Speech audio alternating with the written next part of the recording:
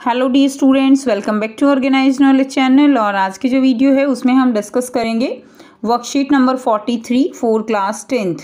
विषय हिंदी है और ये वर्कशीट आपके लिए 3 नवंबर 2021 के लिए शेड्यूल की गई है। रिवीजन वर्कशीट ये रहेगी आपकी। सो वर्कशीट शुरू करने से पहले प्लीज़ चैनल को सब्सक्राइब कर लीजिए, बेल आइकन को प्रेस कर लो ताकि आपको आने वाली वीडियोज़ की नोटिफिकेशन वो समय से मिल जाए। सो बच्चों, आप जान चुके हो कि शब्द जब वाक्य में प्रयोग किया जाता है तो पद कहलाता है। तो हमने पिछली वर्कशीट में, आपकी जो हिंदी की वर्कशीट थी, उसमें हमने समझा था कि जब शब्दों का प्रयोग करके वाक्य बना दिया जाता है तब जो शब्द होते हैं उनको क्या कहा जाता है? उनको पद कहा जाता है। अर्थात वाक्य में प्रयुक्त शब्द पद कहलाते हैं। पद परिचय से हमारा तात्पर्य है वाक्य में प्रयुक्त शब्द का परिचय देना। जैसे अगर आपसे कोई पूछता है कि अपना परिचय दो, तो आप क्या बताओगे? अपना नाम बताओगे, कौन से स्कूल में पढ़ते हो, कितनी आपकी एज है, अपने बारे में ऐसे ही तो परिचय दोगे। तो इसी तरह यहाँ पर जो पद है उसके बारे में भी परिचय दिया जाता है, जिसको हम क्या कहते हैं? जिसको हम पद परिचय कहते हैं।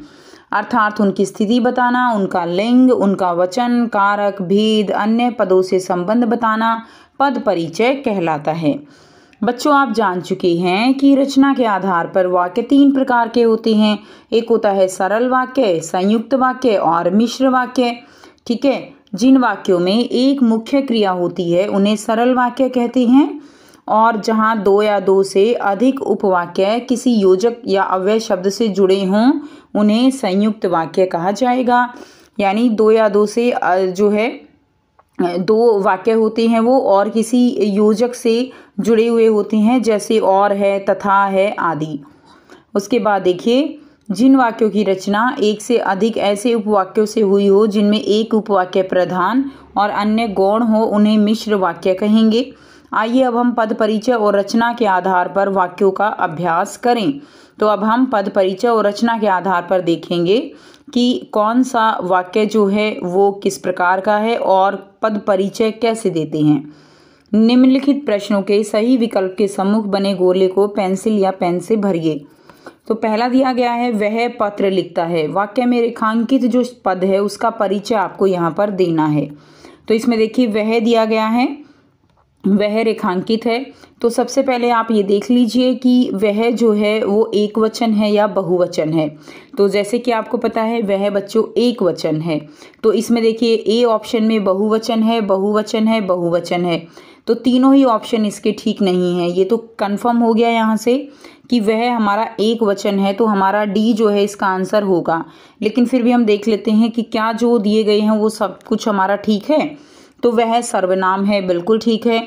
ठीक है कि वह क्या है? सर्वनाम है, एक वचन है, वह पुल्लिंग है और वह पत्र लिखता है, तो कर्म कारक भी है।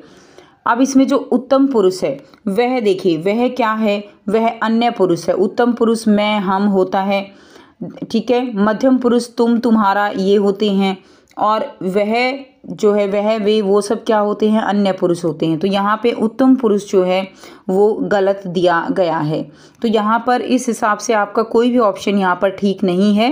ठीक है, तो आप जो है इसका आंसर उत्तम पुरुष को यहाँ पर अन्य पुरुष करके इसका आंसर जो है लिख सकते हो, बट एग्जैक्ट यहाँ पर कोई भी आंसर इसमें ठीक नहीं है। ठीक है, तो आप इसको अपनी टीचर से डिस्कस कर सकते हो, या आप उत्तम पुरुष को काटकर, यहाँ पर उत्तम को काटकर और अन्य लिखकर इसका आंसर ठीक ये कर सकते हो। नेक्स्ट देखिए, सेकंड दिया गया है, राम ने रावण को मारा। वाक्य में रेखांकित पद का परिचय आपको देना है। तो रेखांकित पद है यहाँ पे रावण। तो रावण जो है वो क्या है? एक संज्ञा है। अगर हम ऑप्शन ए में देखें, व्यक्तिवाचक है, बहुवचन, लेकिन बहुवचन नहीं है, रावण तो एक वचन होगा। ए हमारा गलत हो गया। उसके बाद बी देखिए, संज्ञा, व्यक्तिवाचक, एक वचन, पुल्लिंग, ये सारी चीज़ें ठीक हैं, लेकिन यहाँ पर कर्ता कारक है। ठीक है, तो कारक जैसे राम ने रावण को, तो रावण जो है यहाँ पे क्या है? कर्म कारक है। तो इसका सही ऑप्शन जो जा रहा है यहाँ पे डी इसका राइट ऑप्शन रहेगा। संज्ञा है, व्यक्तिवाचक है, एक वचन है, पुल्लिंग भी है और कर्म कारक है। डी जो है इसका राइट आंसर हो जाएगा। नेक्स्ट देखिए, प्रश्न 3 है, मैं कलम से लिखता हूँ। वाक्य में रेखांकित पद का आपको यहाँ पर परिचय देना है। तो यहाँ पर कलम जो है, कलम क्या है? कलम संज्ञा है, व्यक्तिवाचक नहीं है, जातिवाचक है। क्यों? क्योंकि कलम जो है, सभी जितनी भी कलम है उन सब के बारे में बता रहा है यहाँ पे, तो ये ऑप्शन ही गलत हो जाएगा। उसके बाद देखिए संज्ञा है, जातिवाचक संज्ञा है, ठीक है। एक वचन भी है कलम, स्त्रीलिंग भी है कलम, ठीक है। तो कलम से, कर्ता ने कर्म को करण से यानी कलम से लिखता हूँ, तो करण कारक हो जाएगा। बी जो है इसका ऑप्शन ठीक है। आगे सी और डी भी देख लेते हैं। संज्ञा जातिवाचक बहुवचन यहाँ गलत हो गया, यहाँ पे सर्वनाम नहीं है, इसलिए हमारा आंसर जो है ये बी जाएगा। क्लियर है। नेक्स्ट है नंबर 4, पेड़ों से पत्ते गिरने लगे। वाक्य में रेखांकित पद का परिचय दीजिए। पेड़ों से, तो ये पेड़ों से जो है यहाँ पे पेड़ संज्ञा है, पेड़ जो है वो जातिवाचक है, सब में जातिवाचक है, ठीक है। अब पेड़ों से, तो ये बहुवचन है, तो ये सी तो हमारा गलत हो गया, ठीक है।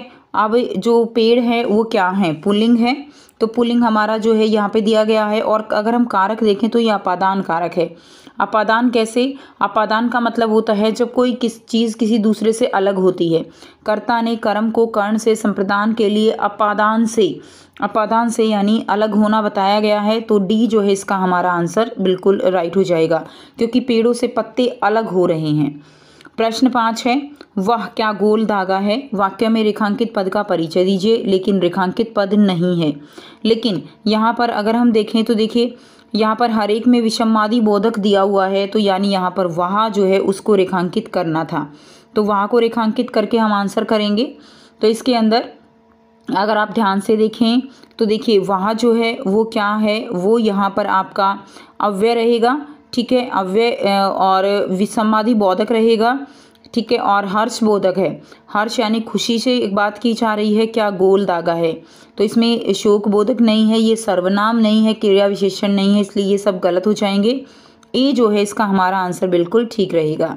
अगर हम एक बार दोबारा से इसको देखते हैं आंसर, तो ये हमारा फर्स्ट में कोई आंसर ठीक नहीं है, सेकंड में हमारा जो है यहाँ पर डी आंसर जो है ठीक है, थर्ड में हमारा जो ठीक रहेगा जो आंसर है वो आपका बी रहेगा, और फोर्थ में डी रहेगा, और फिफ्थ में आपका ए आंसर बिल्कुल राइट रहेगा, ठीक है। नेक्स्ट देखिए क्वेश्चन नंबर 6 आपको दिया गया है, रचना के आधार पर वाक्य है।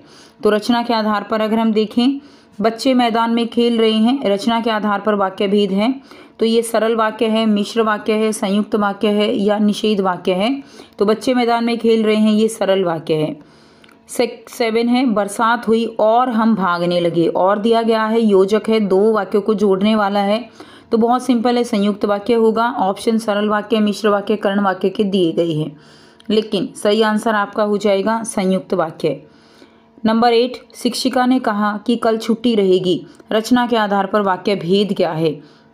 तो शिक्षिका ने कहा कि कल छुट्टी रहेगी, तो ये कैसा है? यहाँ पर योजक नहीं है, कोई 2 अलग अलग वाक्य नहीं है, सरल वाक्य भी नहीं है, तो ये कैसा है? ये मिश्र वाक्य है। सी जो है इसका राइट आंसर हो जाएगा। नेक्स्ट है क्वेश्चन नंबर 9, मेरी माँ चाहती है कि मैं अच्छा खिलाड़ी बनूं। उपवाक्य का भेद लिखिए। हमने पढ़ा था उपवाक्य 3 प्रकार के हैं, संज्ञा उपवाक्य, सर्वनाम और क्रिया विशेषण। ये जो है अलग अलग क्या हैं? उपवाक्य हैं। तो यहाँ पर हमने पढ़ा था कि की जो है वो क्या है, इसकी पहचान क्या होती है? जिसमें की हो वो संज्ञा उपवाक्य होता है, इसलिए इसका आंसर ए हो जाएगा, ठीक है। नेक्स्ट देखिए क्वेश्चन नंबर 10 दिया गया है, मैं जानता हूँ कि बारिश होने वाली है। उपवाक्य का भेद लिखिए। फिर से इसमें की दिया गया है, तो आपको ऑप्शन में प्रधान उपवाक्य, संज्ञा उपवाक्य, क्रिया विशेषण उपवाक्य और विशेषण उपवाक्य दिए गए हैं, तो सही आंसर इसका हो जाएगा ये संज्ञा उपवाक्य है। बी जो है इसका सही आंसर हो जाएगा। एक बार फिर से देखें, 6 का आंसर ए रहेगा, 7th का आंसर सी रहेगा, 8th का आंसर जो है यहाँ पे सी रहेगा, और इसका आंसर ए रहेगा 9th का, और 10th का आंसर भी आपका बी रहेगा, संज्ञा उपवाक्य ही रहेगा। तो ये थी स्टूडेंट्स आपकी आज की हिंदी की असेसमेंट वर्कशीट। आई होप सभी बच्चों को क्लियर है।